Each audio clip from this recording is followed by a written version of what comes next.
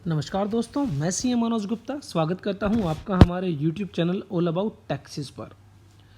All about income tax return filing में last हमने बात की थी एडवांस टैक्स की। आज हम बात करेंगे tax deduction at source, TDS की आज हम बात करने वाले हैं और हमारी यह वीडियो बहुत ही ज़्यादा इम्पोर्टेंट होने वाली है। तो अगर मैं बात करूं टीडीएस की, टीडीएस क्या होता है, टीडीएस का कॉन्सेप्ट क्यों लाया गया, तो बेसिकली क्या होता था, मान लीजिए मिस्टर एक्स हैं, ये एक बैंक में 3 लाख रुपए की फिक्स डिपॉजिट कराते हैं, एफडी बनवाते हैं ये एक, और इस 3 लाख रुपए पर इनको साल के अंत में 30,000 रुपये का इंटरेस्ट मिलने वाला है। अब साल के अंत में इनको 30,000 रुपये का इंटरेस्ट मिल जाता है और ये जब अपनी इनकम टैक्स रिटर्न फाइल करते हैं, तो इस 30,000 रुपये की इंटरेस्ट इनकम को इस रिटर्न के अंदर नहीं दिखाते हैं और इस पर ये टैक्स इवेजन करते हैं, टैक्स की चोरी करते हैं। तो ऐसे में गवर्नमेंट ने देखा कि बहुत सारी जगह ऐसा हो रहा है जहां पर जो लोग हैं वो अपनी इनकम को ही छुपा रहे हैं और उस पर टैक्स पे नहीं कर रहे हैं। तो ऐसे में टीडीएस का कॉन्सेप्ट लाया गया जिसको कहा गया tax deduction at source. That means जिस सोर्स से आप इनकम अर्न कर रहे हैं वहीं पर ही आपका टैक्स डिडक्ट कर लिया जाएगा। तो हमारे इस एग्जाम्पल में 30,000 रुपये का इंटरेस्ट जो कि बैंक के द्वारा दिया जाना है, अब बैंक क्या करेगा, इसमें से 3,000 रुपये 10% आपका टीडीएस डिडक्ट करेगा और 27,000 रुपये आपको इंटरेस्ट पे करेगा और ये 3,000 रुपये वह गवर्नमेंट को एज ए टीडीएस डिपॉजिट करा देगा। तो अब इससे सरकार को 2 फायदे होते हैं। एक तो जो आपका 3,000 रुपये का टैक्स है वो एडवांस में ही सरकार को मिल जाता है। अदरवाइज़ क्या होता, जब आप अपनी इनकम टैक्स रिटर्न फाइल करते उस टाइम आप टैक्स पे करते, लेकिन यहाँ पर during the previous year, during the financial year he government को 3,000 रुपये टीडीएस मिल जाता है और ऐसे में एडवांस में ही टैक्स जो है मिल जाता है। जो टीडीएस डिडक्ट करता है, जो टीडीएस काटता है, जो टीडीएस डिडक्ट करता है उसको डिडक्टर कहा जाता है और जिसका टीडीएस कटता है उसको डिडक्टी कहा जाता है। और यह जो डिडक्टर है, यह टीडीएस डिडक्ट करने के बाद गवर्नमेंट को यह टैक्स डिपॉजिट करा देता है। अब गवर्नमेंट को पहला फ़ायदा तो ये हुआ कि एडवांस में ही टैक्स मिल गया। दूसरा फ़ायदा ये होता है कि गवर्नमेंट उन लोगों को ट्रेस कर पाती है जो इस तरह की टैक्स चोरी कर रहे थे। अब होगा क्या, जब गवर्नमेंट को पता चलेगा कि मिस्टर एक्स के नाम के 3,000 रुपये टीडीएस आए हैं, तो ऐसे में वो देखेगी क्या मिस्टर एक्स ने अपनी रिटर्न फाइल करते हुए इस 30,000 रुपये की इंटरेस्ट इनकम को दिखाया है या नहीं। तो इस तरह सरकार उन लोगों पर जो टैक्स की चोरी करते हैं नज़र रख सकती है, उन लोगों के बारे में पता लगा सकती है। अब बैंक यह जो टीडीएस पे करेगा गवर्नमेंट को, पेमेंट के साथ वह एक तो टीडीएस की पेमेंट करेगा प्लस टीडीएस की रिटर्न फाइल करेगा और इस रिटर्न में वह बताएगा कि मिस्टर एक्स को उसने कितना इंटरेस्ट पे किया और उस पर कितना टीडीएस डिडक्ट किया। और सरकार इस टीडीएस रिटर्न के जरिए यह पता लगाएगी कि मिस्टर एक्स जिसकी 30,000 रुपये की इंटरेस्ट इनकम है, क्या उसने अपनी इनकम टैक्स रिटर्न फाइल करते हुए इस 30,000 रुपये को दिखाया है या फिर नहीं दिखाया है। दूसरा, अब मान लीजिए मिस्टर एक्स का जो 3,000 रुपये का टीडीएस डिडक्ट किया गया, टीडीएस काटा गया, अब मिस्टर एक्स यह देखना चाहते हैं कि जो डिडक्टर है क्या उसने वह टीडीएस गवर्नमेंट को पे कर दिया है या नहीं। तो ऐसे में जो मिस्टर एक्स हैं वो अपना फॉर्म 26AS चेक कर सकते हैं। फॉर्म 26AS के अंदर जिसने भी मिस्टर एक्स का टीडीएस काटा होगा, डिडक्ट किया होगा, उन सभी की डिटेल्स आपकी फॉर्म 26A में आ जाती है। इसके साथ ही आप जो एडवांस टैक्स डिपॉजिट कराते हैं वो भी फॉर्म 26A में आ जाता है। आप जो सेल्फ असेसमेंट टैक्स जमा कराते हैं वो भी फॉर्म 26A में रिफ्लेक्ट करता है। तो ऐसे में फॉर्म 26A बहुत ही ज़्यादा इम्पोर्टेंट है जब आप अपनी इनकम टैक्स रिटर्न फाइल करने वाले होते हैं। तो ध्यान रखें, अगर आप एक प्रोफेशनल हैं तो ऐसे में आप अपने क्लाइंट्स की रिटर्न फाइल करते हुए फॉर्म 26A का ध्यान जरूर रखें, और अगर आप खुद अपनी रिटर्न फाइल कर रहे हैं तो भी ऐसे में फॉर्म 26A का ध्यान जरूर रखें। बहुत बार ऐसा होता है कि आप कोई ट्रांजैक्शन करते हैं, उस पर टीडीएस डिडक्ट होता है, लेकिन जब आप अपनी इनकम टैक्स रिटर्न फाइल करने बैठते हैं आप उन ट्रांजैक्शंस को भूल जाते हैं। तो ऐसे में फॉर्म 26A के जरिए यह जरूर चेक करें कि किन किन ट्रांजैक्शंस पर आपका टीडीएस डिडक्ट किया गया है। फॉर एग्जाम्पल मान लीजिए मिस्टर एक्स है और ये एक प्रोफेशनल है और ये मिस्टर वाई को एक बिल देते हैं, लेट्स से 1 लाख रुपीज का, और इस बिल पर टीडीएस काट लिया जाता है 10,000 रुपये का बाय मिस्टर वाई, और यह 90,000 रुपीज़ की पेमेंट अभी आउटस्टैंडिंग है। मिस्टर वाई ने मिस्टर एक्स को पे नहीं किए हैं, लेकिन मिस्टर वाई ने 10,000 रुपये का टीडीएस डिपॉजिट करा दिया है टू दी गवर्नमेंट और रिटर्न फाइल कर दी है। अब मिस्टर एक्स रिटर्न फाइल करते हुए भूल जाते हैं इस बिल को भूल जाते हैं क्योंकि बैंक में पेमेंट मिली नहीं है, और वो पेमेंट जो बैंक के अकॉर्डिंगली ही अपनी इनकम टैक्स रिटर्न फाइल करते हैं।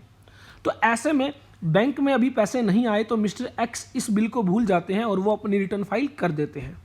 लेकिन जब सरकार देखती है, जब गवर्नमेंट देखती है कि इस व्यक्ति का 10,000 रुपये का टीडीएस डिडक्ट हुआ है, लेकिन जो रिटर्न फाइल की गई है उसमें यह बिल कंसीडर नहीं किया गया है, तो ऐसे में मिस्टर एक्स को नोटिस भेजा जाता है। तो जरूर ध्यान रखें फॉर्म 26A का अपनी इनकम टैक्स रिटर्न फाइल करने से पहले। फॉर्म 26A कैसे चेक करते हैं? जब आप अपने इनकम टैक्स अकाउंट में लॉगिन करते हैं तो वहाँ पर माई अकाउंट के अंडर आपको view form 26A tax credit का ऑप्शन दिखाई देगा।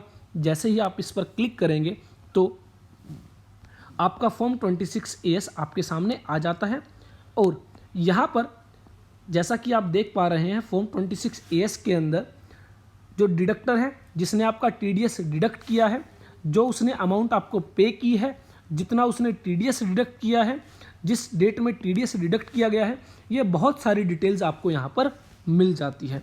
तो जब भी आप अपनी इनकम टैक्स रिटर्न फाइल करें तो फॉर्म 26A जरूर चेक करें। जैसा कि यहाँ पर आप देख पा रहे हैं जो आपको इनकम टैक्स रिफंड मिलता है वो भी यहाँ पर आपको दिखाई देगा। जहाँ आपने टैक्स पे किया है, advance tax, self assessment tax, वो भी आपको यहाँ पर दिखाई देगा। टीसीएस किसी ने कलेक्ट किया है आपसे, वो भी आपको यहाँ पर दिखाई देगा।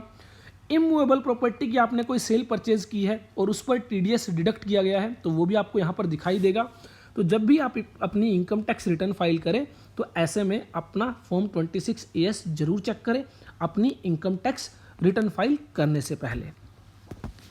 तो TDS stands for tax deducted at source.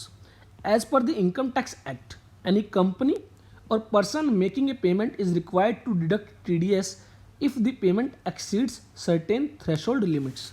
तो यहाँ पर कुछ लिमिट्स दी गई हैं, अगर उन लिमिट्स से ज़्यादा पेमेंट की जाती है तो ही ऐसे में TDS डिडक्ट किया जाता है, और अगर विद इन दी लिमिट्स के अंदर रहकर पेमेंट की जाती है तो ऐसे में TDS डिडक्ट नहीं किया जाता है। जनरली जो आपका टीडीएस डिडक्ट होता है in case of salary, in case of interest, in case of commission, in case of rent, in case of consultancy या फिर प्रोफेशनल फीस, तो इन केसेस में आपका टीडीएस डिडक्ट किया जाता है। इसके अलावा बहुत सारे और भी केसेस हैं जहाँ पर टीडीएस डिडक्ट किया जाता है। तो एक बार हम यहाँ पर टीडीएस चार्ट आपके साथ डिस्कस कर लेते हैं कि किन किन केसेस में टीडीएस डिडक्ट किया जाता है। तो यहाँ पर assessment year 2021 that means financial year 2019-20 जो कि ऑलरेडी जा चुका है, और फाइनेंशियल ईयर 2020-21 जो कि अभी स्टार्ट हो चुका है उन दोनों ही ईयर्स की आपको टैक्स रेट्स बताई गई हैं। अगर मैं बात करूं पेमेंट ऑफ सैलरी की, अगर कहीं से आपको सैलरी मिल रही है तो ऐसे में स्लैब रेट के अकॉर्डिंग आपका टीडीएस डिडक्ट किया जाता है। लेट से मान लीजिए आपकी सैलरी है 6 लाख रुपीज़। 6 लाख रुपीज़ पर आपका इनकम टैक्स कैलकुलेट किया जाएगा पूरे साल भर का। यहाँ पर जैसा कि आप सब जानते हैं 2,50,000 रुपये तक कोई भी टैक्स पे नहीं किया जाता है। नेक्स्ट 2,50,000 रुपीज़ पर 5% का टैक्स होता है जो कि 12,500 रुपये है, और नेक्स्ट 1 लाख रुपीज़ पर 20% का टैक्स है जो कि 20,000 रुपीज़ है। तो इस तरह यहाँ पर आपका 32,500 रुपीज़ का टैक्स आ जाता है, और इसमें health and education cess at the rate of 4% include किया जाता है। तो यहाँ पर health and education cess include करने के बाद जो भी आपकी टैक्स की फिगर होगी, लेट से 33,800 रुपये। इस 33,800 रुपये को 12 मंथ से डिवाइड किया जाता है, और जो भी आपका पर मंथ टीडीएस आता है वो आपका डिडक्ट किया जाता है। तो सैलरी के केस में कुछ इस तरह टीडीएस डिडक्ट किया जाता है eight normal slab rates. Section 192 के तहत यह टीडीएस डिडक्ट किया जाता है बाय द डिडक्टर।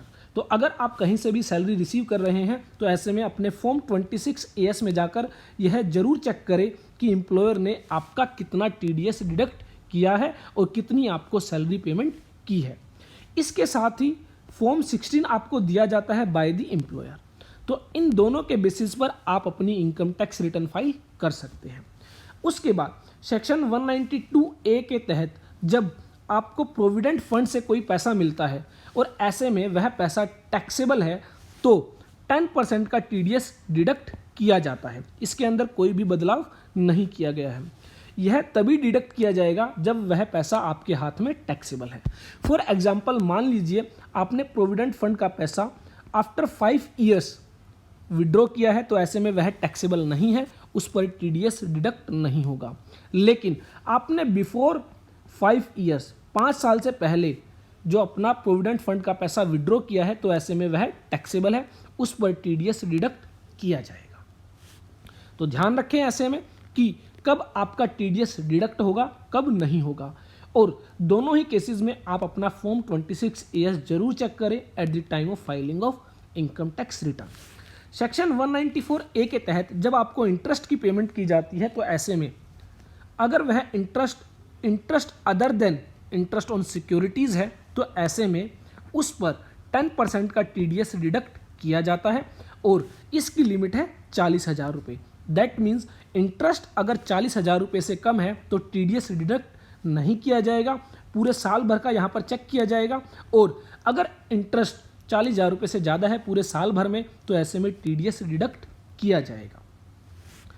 उसके बाद सेक्शन 194B के तहत basically lottery, crossword puzzles, card games, other games जो आप जीतते हैं उस पर टीडीएस डिडक्ट किया जाता है, और फ्लैट 30% का टीडीएस डिडक्ट किया जाएगा। इसके लिए लिमिट दी गई है 10,000 रुपये की।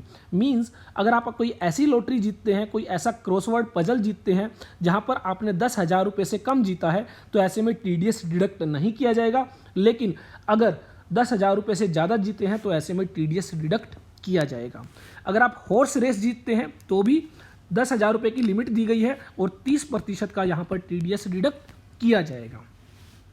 सेक्शन 194C के तहत जो आप कॉन्ट्रैक्टर या सब कॉन्ट्रैक्टर का काम करते हैं और ऐसे में अगर आपका जो पेमेंट है वो सिंगल पेमेंट 30,000 रुपये से ज़्यादा है या फिर पूरे साल भर में 1 लाख रुपये से ज़्यादा है तो ऐसे में आपका टीडीएस डिडक्ट होता है। ध्यान रखें यहाँ पर 2 लिमिट लगाई गई है, 30,000 रुपये पर कॉन्ट्रैक्ट पर ट्रांजैक्शन और 1 lakh rupees for aggregate contract aggregate amount.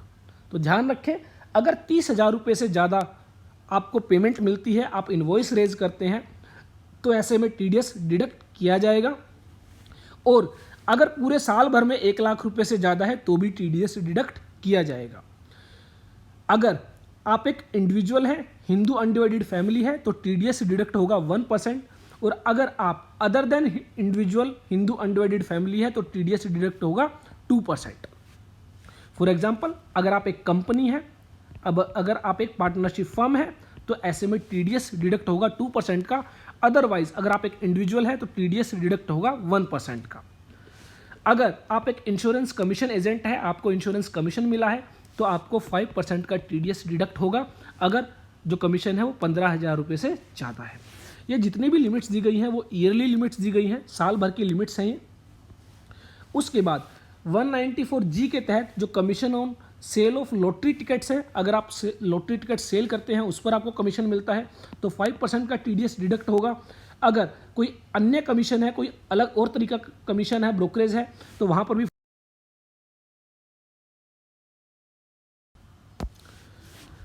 उसके बाद 194I के तहत अगर आप रेंट रिसीव कर रहे हैं तो ऐसे में 2,40,000 रुपये तक की छूट दी गई है। 2,40,000 रुपये से ज़्यादा अगर आप रेंट रिसीव करते हैं तो ऐसे में 10% का टीडीएस डिडक्ट किया जाएगा। और अगर यह रेंट प्लांट एंड मशीनरी के रिलेशन में है तो 2% का टीडीएस डिडक्ट किया जाएगा। सेक्शन 194IA के तहत अगर आप इमूवेबल प्रॉपर्टी ट्रांसफ़र कर रहे हैं और जो ट्रांसफ़र है उसकी वैल्यू 50 लाख रुपए से ज़्यादा है तो ऐसे में 1% का टीडीएस डिडक्ट किया जाएगा बाय द बायर।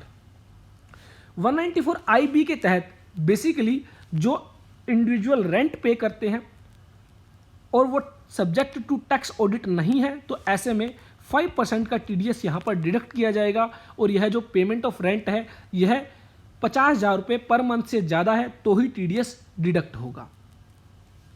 उसके बाद सेक्शन 194IC के तहत जब आप कोई जॉइंट डेवलपमेंट एग्रीमेंट करते हैं, बेसिकली यहाँ पर आप लैंड प्लस कंस्ट्रक्शन का कोई एग्रीमेंट करते हैं तो इन दैट केस 194IC के तहत 10% का टीडीएस डिडक्ट किया जाता है। इसके अलावा 194J के तहत अगर आप कोई टेक्निकल या प्रोफेशनल फीस रिसीव कर रहे हैं तो ध्यान रखें कि टेक्निकल फीस के लिए पहले 10% का टीडीएस डिडक्ट किया जाता था, लेकिन अब यहाँ पर करंट फाइनेंशियल ईयर से 2% का टीडीएस डिडक्ट किया जाएगा विद इफेक्ट फ्रॉम 1 अप्रैल 2020। और टेक्निकल फीस के अलावा अगर आप और कोई प्रोफेशनल फीस रिसीव कर रहे हैं, रॉयल्टी रिसीव कर रहे हैं, तो ऐसे में 10% का टीडीएस डिडक्ट किया जाएगा। इस केस में कोई भी बदलाव नहीं किया गया है। सेक्शन 194LA के तहत अगर आप इमूवेबल प्रॉपर्टी कोई एक्विजिशन हुआ है और उसका कंपनसेशन आपको मिला है तो 10% का टीडीएस डिडक्ट किया जाएगा। सेक्शन 194M के तहत कमीशन की पेमेंट की जा रही है जो कि इंश्योरेंस कमीशन नहीं है और यह उस व्यक्ति के द्वारा की जा रही है जो सब्जेक्ट टू टैक्स ऑडिट नहीं है under section 194C, 194H, 194J। तो ऐसे में 5% का टीडीएस डिडक्ट किया जाएगा और यह तभी किया जाएगा जब पूरे साल भर में 50 लाख रुपए से ज़्यादा का कमीशन पे किया जा रहा है। उसके अलावा सेक्शन 194N के तहत अगर आप 1 करोड़ रुपए से ज़्यादा कैश विड्रॉल करते हैं तो ऐसे में बैंक के द्वारा 2% का टीडीएस डिडक्ट किया जाएगा। तो ये वो केसेस थे जो प्रैक्टिकली जहां पर आपका टीडीएस डिडक्ट होता है। तो ऐसे में जब भी आप अपनी इनकम टैक्स रिटर्न फाइल करने जाते हैं तो यह जरूर चेक करें कि आपका टीडीएस डिडक्ट हुआ है या नहीं। और इसी के साथ आपको एक बात का और ध्यान रखना है, लेट से मान लीजिए बैंक के द्वारा जो इंटरेस्ट दिया जाना था वो 30,000 रुपये दिया जाना था और उसमें से टीडीएस डिडक्ट किया गया 3,000 रुपये का, तो आप देखेंगे आपके बैंक अकाउंट में 27,000 रुपये आते हैं। ये आपके बैंक अकाउंट में आपको रिसीव होते हैं। तो ध्यान रखें, अगर आप फॉर्म 26AS के अकॉर्डिंग अपनी इनकम देख रहे हैं तो ऐसे में 30,000 रुपये की इनकम आपको अपनी ITR में दिखानी होगी, ना कि 27,000 रुपये की। और अगर आप बैंक के जरिए अपनी इनकम टैक्स रिटर्न बना रहे हैं तो ऐसे में आप 27,000 डिवाइड बाय जितना आपका TDS कटा है उसको आप 100 से लेस करेंगे। तो इस तरह 27,000 डिवाइड बाय 90% कैलकुलेट करने पर 30,000 रुपये आ जाता है और यह आप अपनी इनकम अपनी ITR में दिखाएंगे। तो इसको बोलते हैं ग्रोसिंग अप। तो जब भी आप अपनी इनकम टैक्स रिटर्न फाइल करें तो इसका ध्यान जरूर रखें कि जिस अमाउंट पर TDS काटा गया है वो अमाउंट आपकी इनकम मानी जाएगी, ना कि जो अमाउंट TDS कटने के बाद आपको मिली है वो अमाउंट। तो यहाँ पर 30,000 रुपये की इनकम आपकी इनकम मानी जाएगी, ना कि 27,000। तो आई होप TDS के रिगार्डिंग आपको काफ़ी कुछ अच्छे से समझ में आया होगा। इसके रिगार्डिंग अगर आपका कोई क्वेश्चन है, कोई डाउट है तो आप हमें ज़रूर टाइप करें, ज़रूर मेल करें। नेक्स्ट वीडियो में हम डिस्कस करेंगे सेल्फ असेसमेंट टैक्स के बारे में और कुछ एग्जाम्पल हम लोग डिस्कस करेंगे जहाँ पर किस तरह एडवांस टैक्स, टीडीएस और सेल्फ असेसमेंट टैक्स का क्रेडिट लिया जाता है at the time of filing income tax return. देखते रहिए, लाइक करते रहिए, शेयर करते रहिए हमारे यूट्यूब